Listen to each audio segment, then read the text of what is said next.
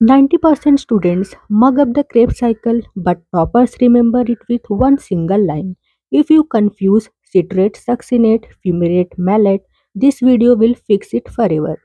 Hey future doctors, welcome to V Science Academy. Today I'll teach you the fastest memory trick for Krebs cycle. No notes, no diagram, just one line mnemonics. So firstly, what is Krebs cycle? So Krebs cycle is also called Citric Acid Cycle or TCA cycle. Occurs in mitochondrial matrix and produces NADH, FADH2, ATP. And yes, NEET repeats 2 to 3 questions every year from this.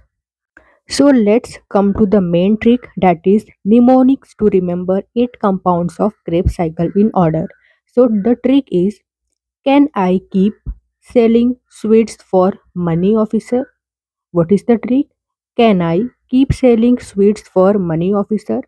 So here is, in can, C stands for citrate, I stands for isocitrate, and keep, K stands for alpha ketoglutarate.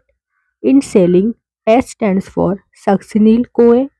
In sweets, S stands for succinate. Then for F stands for fumarate. In money, M stands for malate. And in officer, O stands for oxaloacetate. So this is the trick by which you can remember the mnemonics of Krebs cycle.